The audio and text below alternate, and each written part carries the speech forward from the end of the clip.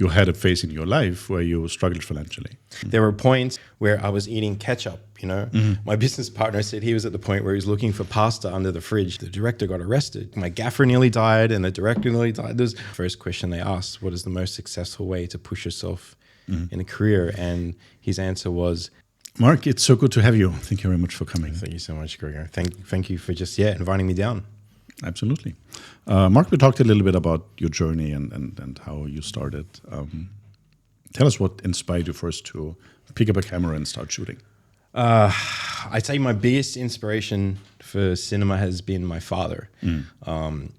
He's a cinema lover, and he introduced me to movies from the 30s all the way to the 70s. Everything after the 70s for him is bad. Like he's like, but he introduced that to me and drilled it into me at a very young age. And at home, he had a Sony Hi8 camera, and I used to pick it up and film things. But I think what inspired me most, to sound weird, at the time, what really infused like getting in and recording stuff was my friends and I watching Jackass at school and just trying to do some of the most stupid stuff on camera.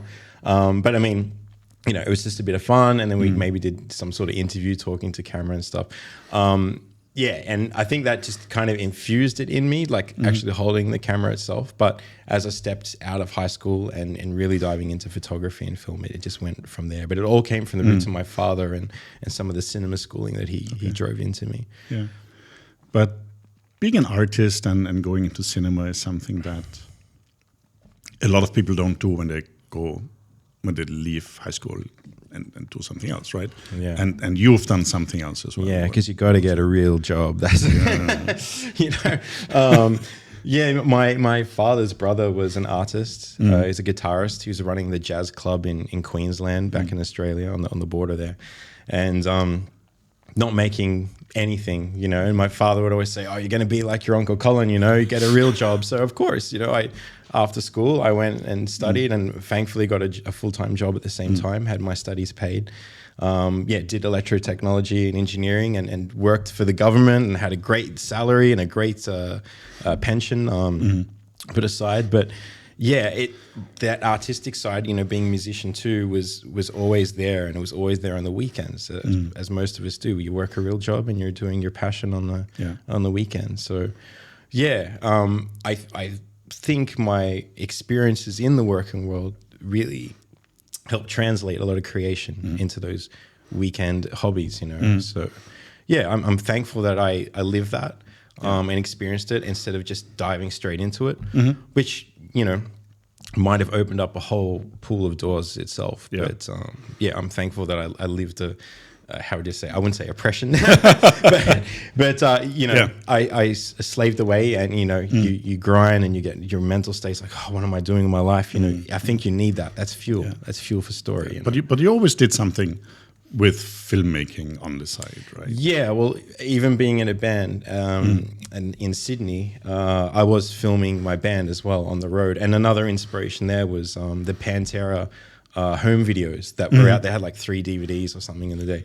But it was like a documentary, but on the road, filmed by the band.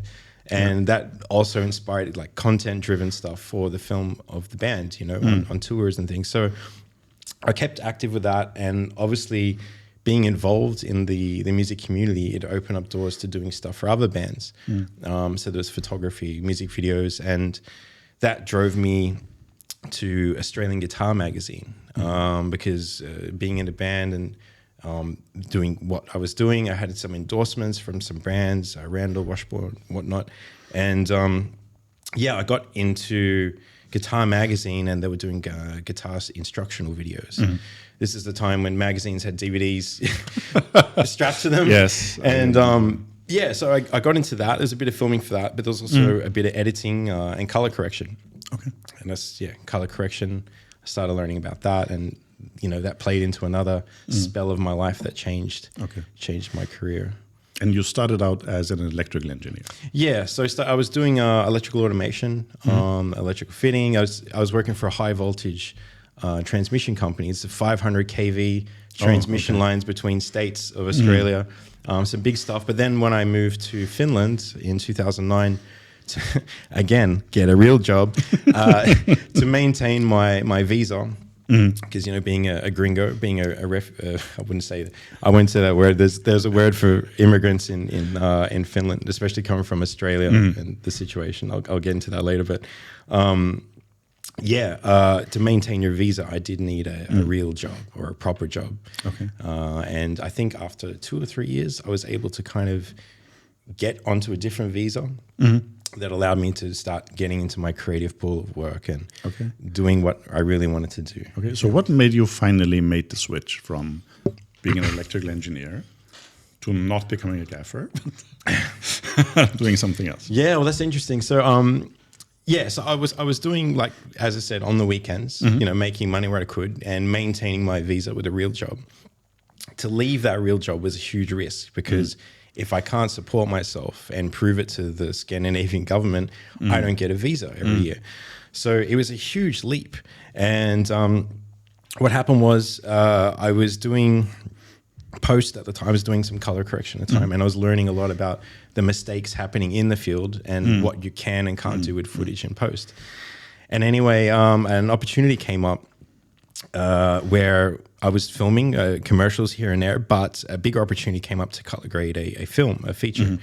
And it was in Ireland. 2 weeks before principal photography started, the DP dropped out from the shoot. Okay. So the director asked me, do you want to come to Ireland and film a movie? Sure. So I was like, you fly me over? Sure. Right. So I end up, like 2 weeks later, I end up in Athboy, in somewhere in Meath, Ireland, just outside of Dublin. It's like an hour outside of Dublin, shooting a feature in green hills, and there's like cows. Actually, I think they shot Braveheart sequences in Athboy. Yeah, there's some castle there, but beautiful place. I really recommend Athboy if you go to Ireland. And from that, like spending time in Ireland, filming that movie, I came back to Finland, and the power of social media. A good friend of mine from school had been producing for a while, and I had no idea that he was quite a successful producer in Australia. And anyway, he just finished a feature and he was on to his next feature. He noticed on social media, hey man, I didn't know you're filming movies. You want to come shoot my next feature? So yeah, I think it was 6 weeks after coming back from Ireland, I find myself in Minneapolis in the States doing a feature with, and I think like being on set in America was better than any film studies I've ever done. Like 2 weeks on a film set in America will like ride you for life, that you're set. Okay. You learn so much work code, work ethic. And there's just a certain placement to everyone's job and the workflow that just doesn't exist, I've seen anywhere. And also the actors, the talent pool. I found myself in the viewfinder, looking down the EVF in camera, and I'm watching the performances, and myself, I'm getting caught in the performances and sometimes forgetting I need to operate and move with them, whilst in Europe has a good pool of actors, but not as much as it was over there. So yeah, that was a good schooling. And I think it was that point where after I came back to Finland from that shoot, I would say then like my professional career started, because then it was just back to back. Prior to that, it was just a big risk for 2 years of just trying to find job to job and maintain a visa. So I'd probably say that was like the real push where I just took the leap of faith. And interesting, and let's rewind a little bit to your time when the opportunity in Ireland came up, right? I can imagine that, yes, you've done camera work before and you've done it with your friends and you have like experience in whatever experience you can have. But then going from being an editor and a color grader to all of a sudden DP within 2 weeks. Yeah. How did you? Yeah. Like skip the queue a bit, didn't I? How did you prepare in those 2 weeks? No, I mean, obviously challenge? I had done shoots as a DP prior to that, but not on a frequency that was scale. Every week or not on that scale, of course. I think the mindset comes from, and I think we've all experienced it, is just being under pressure, humans perform at a different level. And we've done it, even before you submit a project for school, you leave it to the last day, right? Yeah. And somehow your best stuff comes out in that last 24 hours, And I think that's it, pressure and putting yourself outside the comfort zone. Yeah. I even now today, despite the things I've done, if I can find a project that's going to put me outside my comfort zone, I'm going to learn so much more. It's just about development. And I think, it's not just confidence. It's just the thirst for knowledge, the thirst to develop yourself, So, I think that's what really righted it out. I know I hear a lot of stories. Oh, I was in camera department for 10 years and then I did this. And I'm just thinking like, oh my God, like I kind of fast tracked maybe 6 years. I did spend time in post and shooting and stuff, but I fast tracked half the time that a lot of other people did. But there's something else that comes for that too. And that's who you know and who knows you. And that is the name of the game that we're in. Yeah. And I sometimes laugh when I see these courses online on like how to pitch to Netflix or how to and it's like, I'm like, don't waste your money because you just got to know someone, my friends with Lionsgate and stuff, you just got to know someone. Like my friend is just getting a 3 film deal and it's only because he knows someone. It's not because he makes great films, but it's just who you know and who knows you. So I think in that time, maybe I, as a foreigner as well, being in a foreign country, you network a lot, you're in survival mode. And I think that powerful push I did with networking in that time, it just helped as well. So it's just getting out there, I think. Yeah, because you can be the best in your area. You can have all the expertise in the world. If no one knows about you, exactly. then it's irrelevant. And like I'm not the greatest DP, and I look at some of the guys, especially we've got some amazing DPs here, and I'm like, man, I'm a fan of your work because I love what you do, But if no one knows you, and if you're not active, and they don't hear your name or see your work, what's the point? Maybe they're happy in their little corner. That's another thing. But again, it's just a question of how far you want to develop yourself and where you want to go. So. Yeah, I think that was a big thing. Just who you know. So. Yeah, how important was resilience for you? You told me that even after your success in Ireland, after you went to the US, you had a phase in your life where you struggled financially. Yeah. So not mentioning any names. I think it was. Yeah, it wasn't sometime after that, like maybe a year. I went through a breakup. We've all been through breakups, but this breakup was like brutally heavy on finances. It left me in debt. It left me thinking like, what am I going to do? How do I pay the bills? There were points, and I discussed this with my business partner, where I was eating ketchup. My business partner said he was at the point where he was looking for pasta under the fridge. I was like, I never made it that far, but respect, and that's why we've been partners 7 or 8 years. But there were days where I didn't have anything to eat, and it was like ketchup. That's all I had there, and tomato sauce. I was hungry. I was 20 kilos light. But that was the thing. The survival mode kicked in, and a lot of people get into this industry because of the art, things like that. And I think that was my next push was actual survival. So it wasn't anything about art. It was about the hustle. I just had to get out there and just do stuff. And again, the networking, the power I put into socializing and meeting people, which I wish I had that power now, like the time, but having a kid, you're all over the place. Plus a lot of projects already planned. Well, right? I mean, I'm not saying it's bad. I love my daughter, but it can have such a powerful thing to just get out there and network, And from that period of just being broke and being hungry and knowing that I need to pay my bills, I need to keep electricity on. Some days they would cut it off, and I get the money 5 days later, call them, hey, I just paid, here's my reference number, put it back on, So I mean, like, I think that was it, just survival, hunger, and sometimes I look back on that breakup and I think, if I ever saw her again, I would just say, thank you. You gave me that push to get out of it, So there's so many other details I go in, but again, survival mode. Survival mode and networking.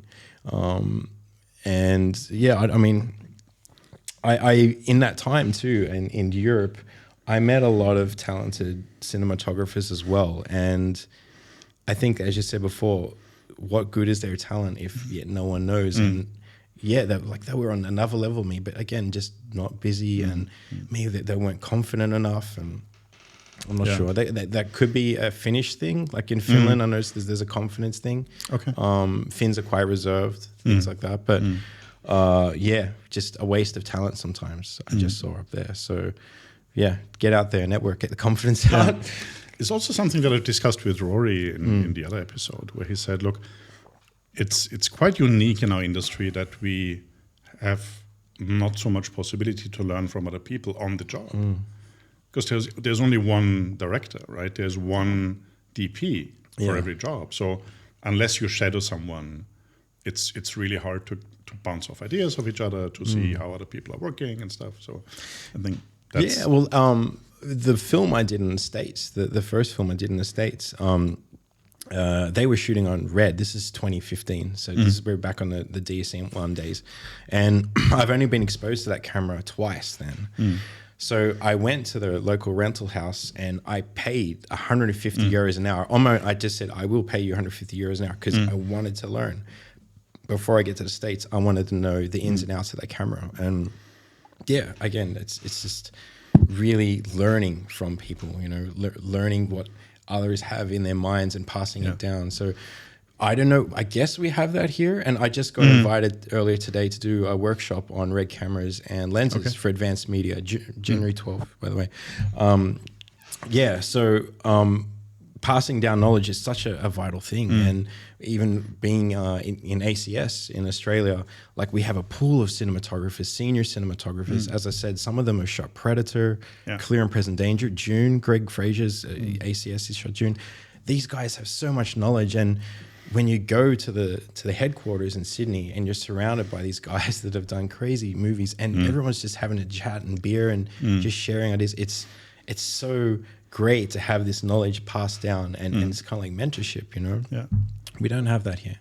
What do you think needs to happen in the region here in order to get the same? Get me started. I've only been here a short time. It's 4 years now, right? Yeah, 4 and a bit years, yeah.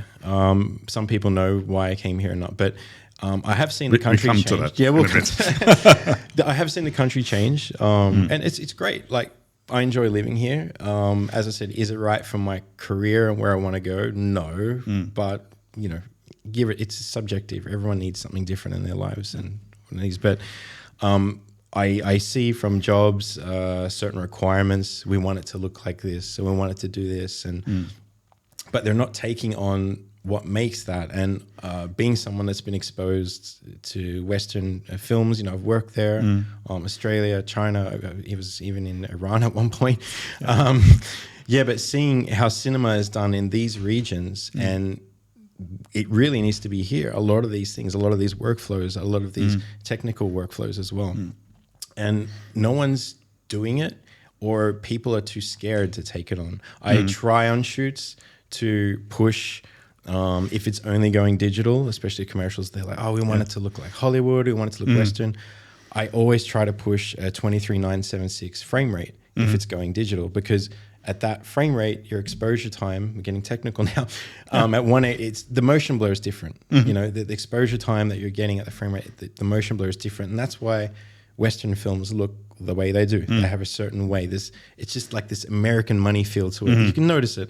But they don't want to be edgy and take that on, And I've been lucky a couple of projects to take it on, but and I think it's just education. They're not educated on what certain things can do to make a visual look different, And I think big respect for directors, because I know sometimes you guys try to put that into your treatments and push it out, and you get slapped across the face. But I think it's just education, If suddenly someone does it well here and it takes on, then maybe they'll start doing it. But education's where it lays. Yeah.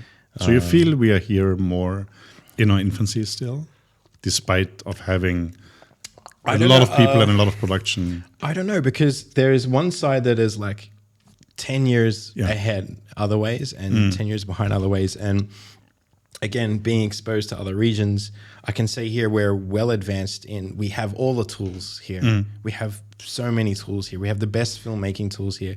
You just need a good idea. Sometimes those good ideas might get pushed back and then you get frustrated. But again, we have the tools, but it's the education of what you can do with those tools and not playing it safe, you know, because I think that was the beauty, I think, in Europe, when I lived in Finland, budgets weren't that big, you know, and there are good rental houses there, but you're limited. And I was just shooting in Prague in July, and our budget only allowed for a couple of lighting guys, but those lighting guys also have to load all the trucks. They don't have a truck driver. We had, you know, there's all these things that we have here that we're benefiting, but things aren't being used. So in Europe, some of the equipment's broken, some of it's not serviced, but you really get creative on how do we manage to get the image looking the way we want with broken equipment or less resources.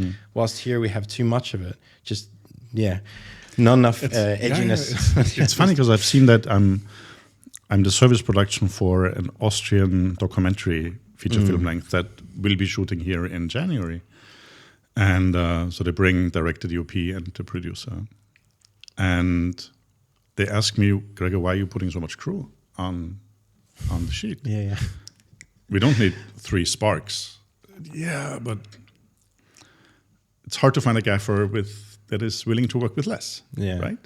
And they're not used to that in Austria because they have 1 guy or 2, and they carry it and they put it on and they plug it in, and so and I can vouch for that. It is a different mindset here. And I think it was a couple of weeks ago. I did a shoot. It was just a simple interview shoot. We had minimal crew, but the rental house was asking, but you need another spark. But I told the producer, let's just go indie, man. We've all been there. Into I'll pick it up. Like, let's go, you know. So we did that and it worked out still. Just, I think we're spoiled in one way. And we've got too many tools. If we were restricted with some resources, we might get creative. But I think still the number one thing is education. On visuals, technicals, especially on my side, I'd love to educate clients or people about my field, but I think there's a lot of side on producing as well that needs to be educated, from budgeting and I think you talked about before, like cut downs with these 9/16s and stuff, like allocating maybe separate days for those things, you know, a separate day to do your 9/16, a separate day to do your 16/9, because it just changes the schedule of the day. It changes your framing. It could change the blocking. It changes, but you know, I could go on forever, but and I think directors will agree. But it's education. I think that's where things need to change. And I don't know. I'm doing 2 workshops actually in January, and maybe it's an opportunity, you know. Absolutely. But they've got to take it on. I'll come. I'll watch that. So we made the jump now, and so you're still in Finland, right? What made you come to Dubai? What was the don't remind me that brought you to Dubai? Don't remind me. What brought me to Dubai? So the infamous "Where is my Lamborghini" mobile game and TV show. For those out there that know about it or got screwed by it, it wasn't you officially. Wasn't me. Now we can say it officially. I can officially say it. It wasn't me. A lot of people might know it wasn't me. Some people are still on the fence. It's been for nearly 4 years. 5 years nearly, actually. So a good friend of mine, Peter Vejalainen, Perto Sarala, my business partner, he's been in mobile games for years, World of Warcraft, Doctor Who, he's done stuff for Blizzard and stuff. So we created a mobile game which was a virtual Dubai matchmaking game with little Lamborghinis on the screen, and the best players of the week would be casted to an action adventure show in Dubai to win their own Lamborghini. So the concept was great. It's coming from Finland, the land of mobile games, after everyone lost their job at Nokia. True. And thanks, Apple. I mean, we had Angry Birds was published by Rovio, but the back end was done by QSMR. We had the back end done by QSMR. We got the same guys. We spent a lot of money. We spent millions, you know. And that TV show portion, once we did the mobile game, it brought me here to Dubai, and we started in production. We were shooting, I think, already like 6 weeks, and payments weren't happening. What was going on? And so the truth is, here's the truth. This is what got me stuck here. And whether there's another reason, like the universe works in good ways, right? It closes a door and opens another. But what actually happened was over 2017, 2018, we were told we had a budget of 2.4 million euros, to which, after shooting, this is a year and a half of pre-production, right? Once we started shooting, 6 weeks into shooting, oh, by the way, you only have 1.1. It's like, ouch. Yeah, we've been planning this whole thing for a year and a half based on 2.4. And our department has prepped to episode 7, and we've got payments, so you can't do that, And I officially, when we had a meeting, September 26, 2018, I called a meeting at the hotel with the CEO and stuff. I said, pull the pin on production now. I've seen productions go $500,000 over budget in 20 minutes, like when I was overseas. And I was like, it's going to ride into the ground. So I said, pull the pin now, stop production, pay everybody till the end of October. So 6 weeks ahead. So you'll have 150 freelancers happy. You've pulled the pin and they're paid, and reassess, I just got yelled at and things like that. So they just wrote it into the ground, and it wasn't it was actually a particular individual, the CEO. So everyone in Dubai that had the bad blood on us thought it was myself, a co-producer, the producer, the executive producer, but it was actually the CEO. So yeah, what happened is the financing actually wasn't there. We were told we had 2.4, but yeah, we actually had 1.1. So, and they probably thought once you get producing, the revenue from the game, come, the revenue from the game would come in and supply the rest of the principal photography. But that didn't happen. And after that, I hadn't been paid for 3 months. I'd invested 63,000 euros. Shares in the company, and we didn't get our finder's fee for it goes on, like it's over 100,000 euros I lost. And again, I was back in the situation of finance, stuck in Dubai. But at that point, luckily I'd met who was my wife now. I met my wife, and I stayed. I didn't go back to Finland, and it took about 4 or 5 months. It was, again, survival mode, networking, getting out there, which was difficult this time because you said because everybody thought there was bad blood. You were at fault. Yeah, everyone there was bad blood on me. I wouldn't get callbacks. I wouldn't get. No one wanted to chat. So it took a while. I think it was about 5-6 months. I got my first job, and the network game was on again. So that's what got me here, and I guess grounded me here. And now I have a child. I have a great pool of friends. There's a great film. The film community is strong here, actually stronger than some other countries I've been to. And as much as I love it here, I still feel I'm on the departure lounge only because of personal career choice. So when that is, I'm hoping maybe next year. I don't know. Okay, we'll see. Working on it because you want to do more narrative film, right? Yeah, well, that's a little bit less commercials. Well, and that's the thing. In Europe, you would do 5 commercials a year, and you come to Emirates and you do 5 commercials a day. It's ridiculous in some way. It's great. It pays the bills. It feeds my kid. She can go to nursery or whatnot. But the creative inside me, the storyteller inside me is dying.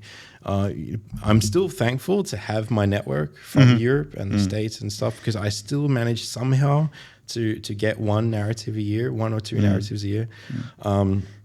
But some of these commercials are killing me, man. and on the other hand, some would say that it's harder to tell a story in 20 seconds than if you have 90 minutes to tell. Which I've said, on a cinematography level, sometimes you can be more creative and do cool things within a small space. But maybe I was just too spoiled in my career because I started in narrative, and I've seen what it's like to build a family over 3 months and to bring people from all around the world into a room, onto a set somewhere they've never been before, and make a story, and that's your energy for 3 months. And I guess it's the adrenaline, some sort of drug, that I want to be back there. And I was talking to a producer friend of mine last week. He's in Spain, and I was feeling like mentally like, oh my God, I can't do another commercial. And he's like, dude, you just wrapped a feature 6 months ago. Like he hadn't done one for 2 years, I was like, I think I'm spoiled, So it would be just, I think that's where my heart is. It's not for everyone. You know, I've met people that don't want to go there. And actually, as much as I love it, it's very difficult on family life. Very difficult on family life. Every feature I've done in the past 8-9 years, I've seen minimum 1 divorce. Really? Yeah. There was one where there was 2. But it's always been minimum. Without a failure, there's always been 1. It's really tough, you know. I'm so blessed. Like my wife, she's also in industry, but she takes time now as a mother to really be there and be there for my daughter. And you know, Papa's away sometimes for a long time. I tried to bring them with me to Europe when you can, but she's starting school, so it's really tough, you know. And I still want to go on that career path, but there's a side of me that's scared. What do I do? And I don't know. I'll cross that bridge when I get to it. But at the moment, I'm thankful she's still at nursery. So interesting. So you've seen a lot of change probably in the UAE over the last 4 or 5 years that you're here. How do you think the scene has evolved? And like, what's your prediction for the future for the next few years? Where are we heading to? Well, it has evolved since I arrived. I don't know what it was like before. I think there was a golden era. I think some people have told me about it. I can't remember. But I think there's a golden era in every industry, in every country, and I where always miss it, right? It used to be much better. Oh, do you remember those days? So it has changed, I guess. I mean, for me, it's been good. I've met, as I said, a great pool of friends now, great filmmakers and great crew here. They're really good. Has it changed? I don't know. I'd say in this past 24 months, let's say 2 years, it has changed, at least for me. I was on a feature for a very long time, nearly 14 months, just my last one. So I came back onto the market and discovered a big disruption, like a really big disruption. I think directors felt it. Everyone felt it. I guess it was because of mass immigration. So there was a big disruption. But what I have noticed is that I'm getting more calls now directly from agencies and not production companies. So there's been a bypass or just a different workflow that's happening now. And I don't know why that is. Maybe, just the markup was too much. So they're just trying to do it themselves. But that's, I guess, the biggest change I've seen. And it's been mainly, I think, in these last 2 years. Prior to that, we had COVID and whatnot, so I guess it didn't really change. It was just trying to survive. But these last 24 months, I think it's changed. I think the lines are blurring a little bit between now agencies and production houses and the rental houses. So everything gets sort of and mixed even, a little bit. Like internationally, I'm getting contacted by production companies first because they know the DPs have relationships with rental houses, and and I don't want to damage the ecosystem, but I just try to help people. So I'm like, contact Action Films, contact Gamma or something, and then to contact this producer. Like, these are like maybe 3 or 4 that would suit this job. So maybe I'm part of the problem. I'm helping them bypass others. I don't know, but that's one thing that's changed. Even from the outside, they're coming directly now to DPs for jobs, and I think it's the markup maybe that's causing this. What obstacles have you faced in your career here in the UAE, and what, despite the obstacles, kept you motivated to keep going and to stay and to keep pushing for new stuff? UAE and obstacles. I mean, as I said, it has been good here, but I think there's a lot of stuff people don't see behind the curtain. I mean, being a family man, you've got to pay the bills every month.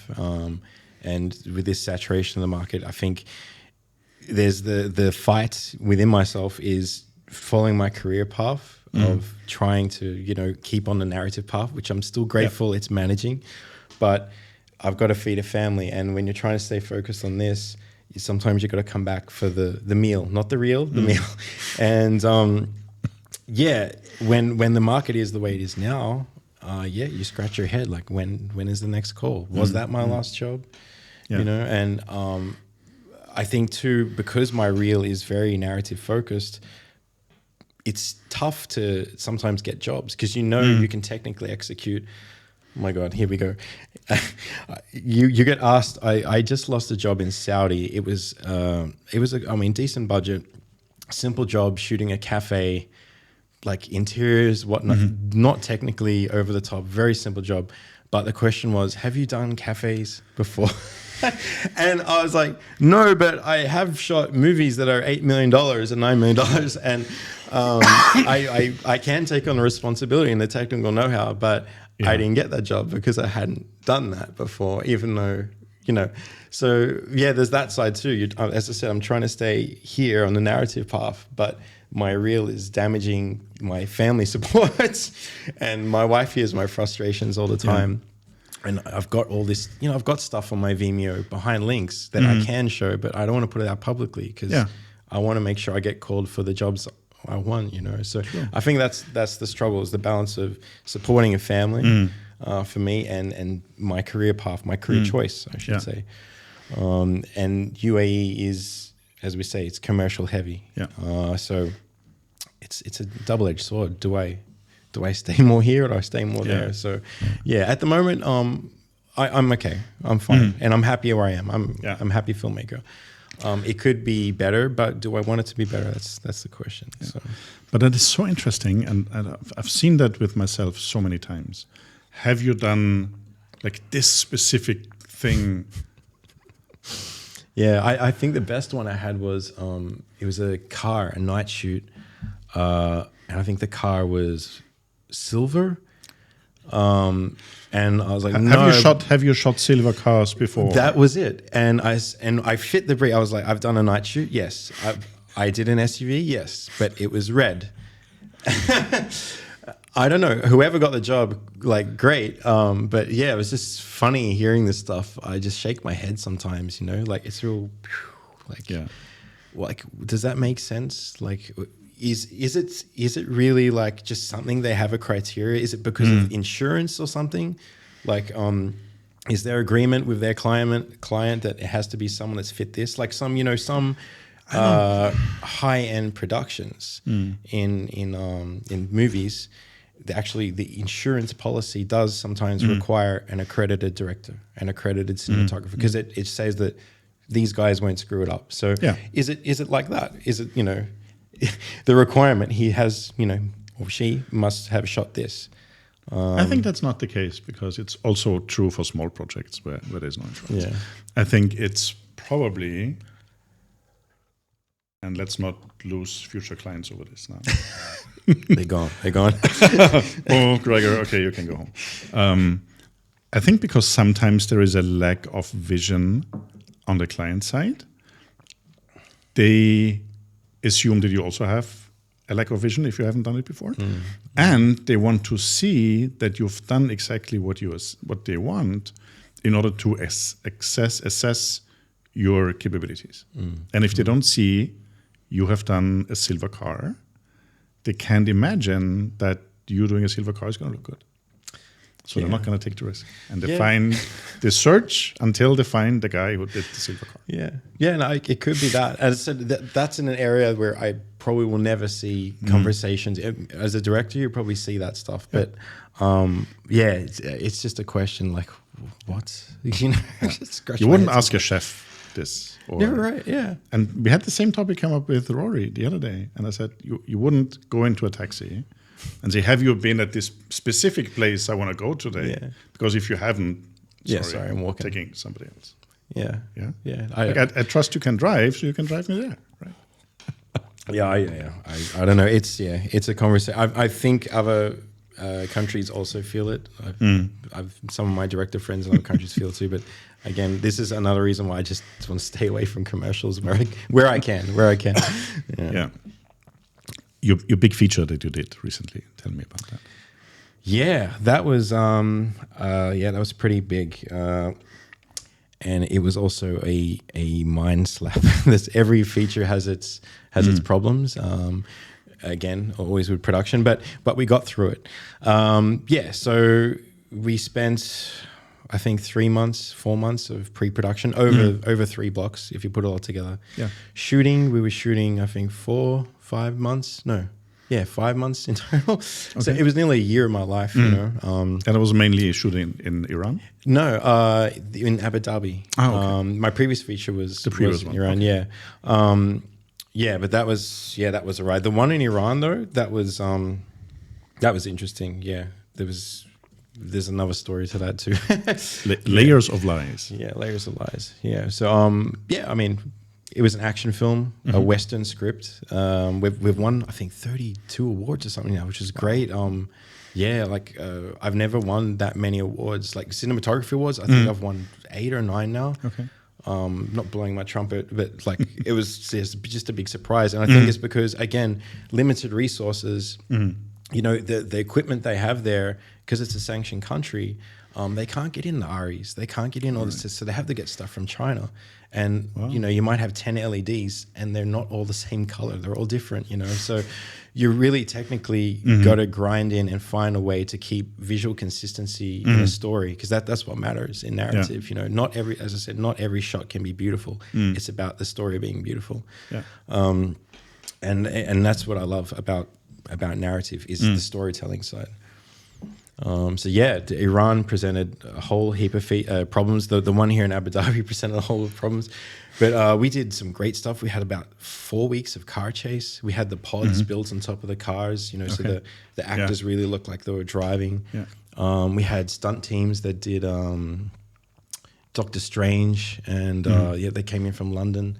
My good friend Ramin Sorab that I did the movie with before, he did some fight designs and stuff for the film. So yeah, it was really good. I can't say too much right now because of the paperwork, but it is in post-production right now. Hopefully I can say more, I guess, once they get like a lockdown on the edit. But right now that's as much as I can touch on the latest feature. So, but there is some stuff coming next year here, especially in Dubai. So there'll be some jobs and good opportunities for some people to work on something that is Western.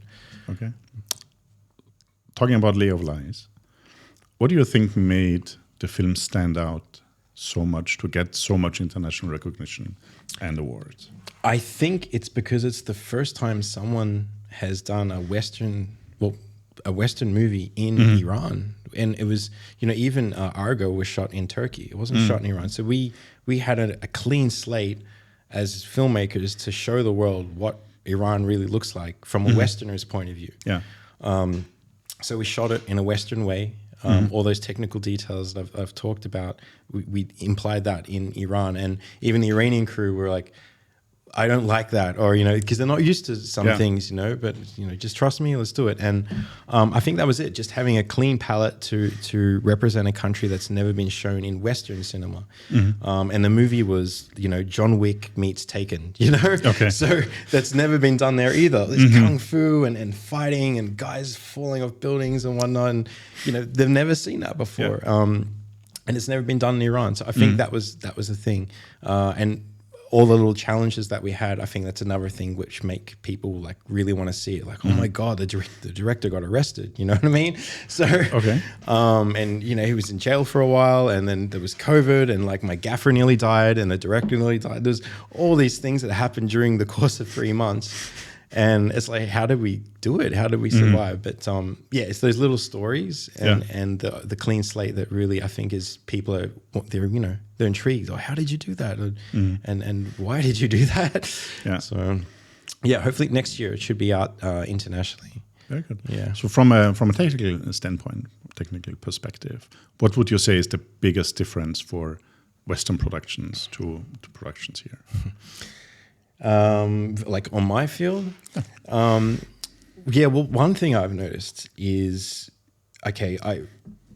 we all love the look of lenses and whatnot, but one thing I've noticed is my schooling is, when in doubt, shoot T 5.6. I've noticed here in especially Bollywood and Middle East, everyone 90% of the time is wide open. Yeah. And for me, I'm like, oh my God. Like, because, artistically it can work, depends on the shot. But in the West, we don't shoot like that. We want to see the set design. We want to feel like our eyes feel. we want the story to be where the attention is, not on the cinematography. It's my goal to make sure that my work is not noticed. Yeah, because it pulls people out if it is. It does, yeah. It pulls people out, and they're not focused on the story then, and that's bad. That's bad for me. So again, maybe it's just my style, but I noticed that when I came here that a lot of focus pullers you talk to, they're happy when they work with me because I'm always shooting T4 or 5.6. Yeah. I'm never wide open. I mean, there's some instances, the shot needs it, but most of the time it's T4 5.6. So they're very happy on that, and I think maybe that's one of the things I've noticed. But one thing I've noticed too is when my work gets destroyed in post production, I try. You try to control as much as you can, but in the West, we crush blacks. We put our blacks at 10 IRE, 30 IRE, like right down there on the floor. And our highlights, we pull down to maybe 700, because actually everything over 700 is white, technically. Yeah. But here they really use the waveform when they stretch things out, and the blacks are lifted. And again, it's what the region's used to. I'm not saying it's wrong, but I just feel the difference. When I jumped over, people shoot differently, and I could adapt that, and it'd probably get me more work. But again, career choice. I'm just trying to show where I want to be. Do you think that is a regional issue, or is it probably the looks that we're used to from social media, sort of creeping into narrative / commercial? I guess you're going to ask, is it an issue? I mean, it's making money. People are happy with it. It's people are engaging with it. So is it an issue? I don't think so, but it's subjective. And it's different aesthetics. Yeah, and I mean, we grew up on different films, different cinema, and I'm used to this, and you're used to that. So is it wrong? I don't know, but there is a big difference. There is a big difference, and crew, as I said, focus pullers enjoy more stopping down the lens. Yeah. Interesting. So you mentioned how much networking has helped you in your career. Can you share some tips for new filmmakers, for somebody who's breaking into the industry, how to network most efficiently? I'd say, the best, and I remember this, a producer I work with in the States, he did an interview on TV, and the first question they asked, what is the most successful way to push yourself in a career? And his answer was, get drunk with the right people. And I can definitely say that is like proportionally correct. Like because you really let loose if you go out, in a social way, in a casual way. You really let loose, and you let your bars down, and it becomes more casual. And that friendship that you guys make, not then, but 6 months down the track, bang, there comes becomes a human connection. Yeah, yeah. And I think that was one thing. Like in Finland, everyone goes to sauna in Australia, we call it, and you're naked and you're next to someone, and like someone might come in, we can fit one more, and you squeeze in, but that's the thing, it doesn't matter, you're a director, a parliament minister, you're naked, you're all the same, and you build this connection in the sauna, and you talk, and 6 months later you make a call, so I think that's it. It's just socializing, but in a casual way, not making it formal. Of course, there are good ways of cold emailing that, but I find that the best way is just go out for a coffee, go out for a beer, something like that. Let the bars, let the gates down, and just interact, talk about the weekend, talk about your favorite movies or some joke or something. Don't even talk about work. Let's open yourself up and get it back, and it will connect 6 months later. So that's the best tip I can say. I've had sauna sessions there was like a garbage man there.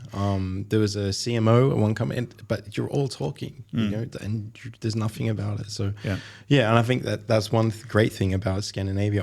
You do it in Austria as well, and Czech and everything too. But that social, casual environment is so important for networking rather than a formal environment. Yeah. As a cinematographer, what final piece of advice would you give our listeners to? Yeah. Well, this is only based on what works for me, right? It doesn't work for anyone else. And that is it. Networking, right? Networking. It really is about who you know and who knows you. So as we talked about, get the gates down, socialize in a casual manner. And get out there. That's the only advice I can do. And show only your best work, not like quantity, it's quality. So if you've got 3 jobs and you've got 50 jobs behind you that aren't good, keep those 50 out of public's eye. Just keep your 3 in the best out there. So yeah, that's what works for me. It might not work for you, but that's what I can play out to everyone else. Wonderful. Thank you. It was such a pleasure to have you today. No worries. Thanks for taking the time. Thank you. As a thank you to all my guests, I'm devoting a day of my time also to one of your productions. You can use me in any capacity you want on one of your next shoots if you have space. Yeah. I will come and document it, and we can maybe show somebody who wants to go into the industry what different roles on set are. Yeah. Has been a very inspiring hour with you. Thank you very much. Thanks, man. As inspiring as your films. Thank you. Yeah. No, thank you, man. As for you too, man, if you've got something, I'd love to dive in and see what can happen from that. Great. So yeah. Awesome. Thanks, man. Thank you. Take care.